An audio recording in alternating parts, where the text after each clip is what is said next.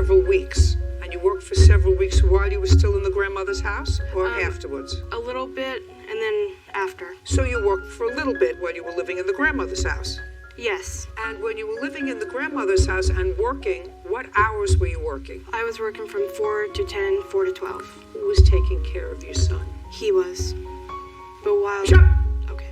I didn't ask you a question. So when you were working from 4 p.m. to 10 p.m., and he was taking care of his son, and then you were working sometimes 4 to 12, and you were working from 4 to 12, and Mr. Stevens was taking care of his son, right? Why wouldn't he have the opportunity to see his son since May? He has seen him for weeks, a few times. It's just recently that I have cut it off. What do you mean he's seen him a couple of times? What does that mean? I would let him see him every Tuesday and every Friday. From when to when and where? At 6 to 7. Where? At our city park. Are you still living with your grandmother? Yes, Your Honor. What's wrong with you?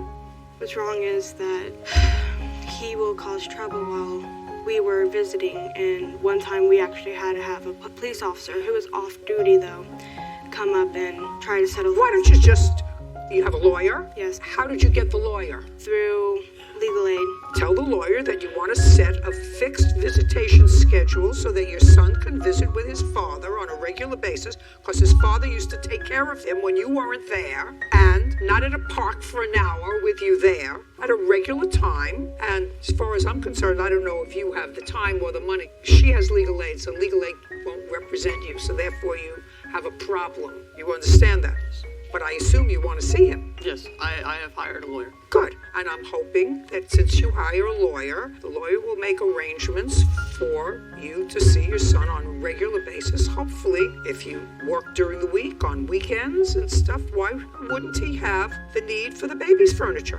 Who bought the baby's furniture? I got it all from my baby showers. So it was gifts for the baby. Yes. It stays in his house. Baby gifts. Just because you're depriving him of seeing his child, a child that you let him watch when it was convenient for you, and now your lawyer says don't let you see him at all. I don't know what kind of brilliant lawyer that is. Doesn't mean he's going to give you all the furniture so he has nothing. Get a job and buy furniture. May I say something? You can say whatever you like. While I was living with him, he would come home from school, and I'm like, hey, can you take our son so I can take a shower and eat before I go to work? And he was like, no, because your shift isn't over. I need the extra half an hour to do whatever I want before I watch it. Well, let me explain something to you. That's what happens when two idiot morons who are 17 years old make a baby. Those are the kind of answers that people give each other when they're not old enough to give up their dolls, but they make a baby. Now you're in this pickle.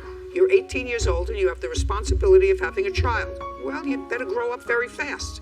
Since he has a job, he will not provide for Oliver. I would ask for diapers. Even when he was seeing him, I would ask for diapers or wipes. Seeing him is not at your discretion. I think that if you were smart, Miss Bassett, who seems to have an interest in you, would say, why don't you go to a mediator and work something out so that he's working during the week and he should be paying a certain amount of support for his son, for you, and you have to get busy and find daycare and get a job and get a life. But in the meantime, he's working, you're not. And he should be supplying some support for his son. You would agree with that? Yes, sure. Can I also... And at the same time, he should be seeing him regularly, because the nonsense that you give me is nonsense because you left him alone with the baby from 4 to 10 at night and 4 to midnight when you weren't home. So you weren't concerned that he wasn't taking care of him. Because if you were concerned that he wasn't taking care of him, you wouldn't have left him home. Can I say something? I allowed him to watch Oliver while I worked when I was living with him from 4 to 10 twice before. The second time, he withheld him from me for 2 days.